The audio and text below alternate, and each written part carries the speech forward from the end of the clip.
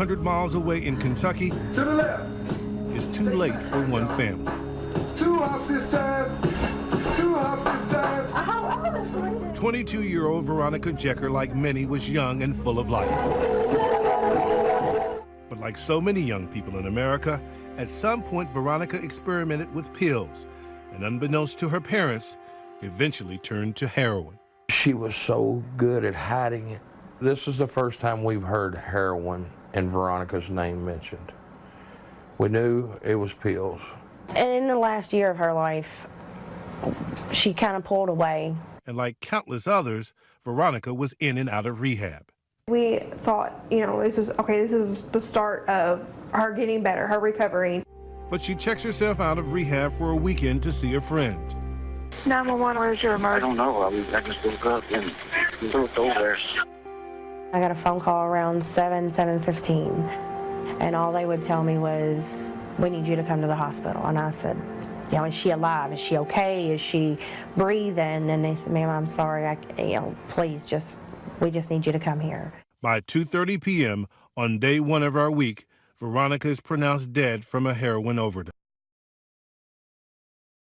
The opioid crisis has impacted every corner of Dayton Children's Hospital. So we're going to go up now to the neonatal intensive care unit. If a pregnant woman has been using opioid drugs, sometimes the children are born addicted, and this is where they take care of them. She's hungry. Yeah, I'm working on that. Yeah. Is she doing better? Yes, a lot better.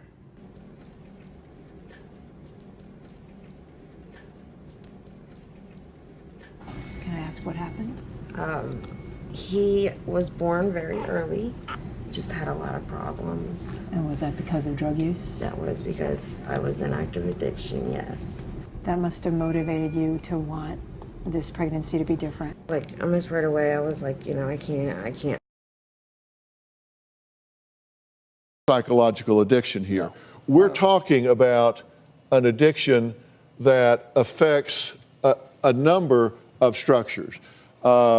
It affects the frontal lobe, correct? Yes. How so? Well, any drug that you're putting in your body is changing the chemistry of your brain, which will affect parts of your brain. Frontal lobe is the part that does executive functioning, judgment, insight, impulse control. Okay, so when these opioids and heroin as well are taken, it changes the efficiency with which you perform cognitive functions. The cerebellum, which involves coordination. This is where she's driving the kids around. It impacts the nucleus accumbens here, which are the pleasure centers, right? Correct, yes. And once these brain structures are changed, they're recoded, right? Absolutely. They don't go back to the way they ever were. This gets into the limbic system, the basal functions of the brain, which involve the thalamus, the hippocampus, the parts of the brain that involve the emotions, the reasoning, the motivation.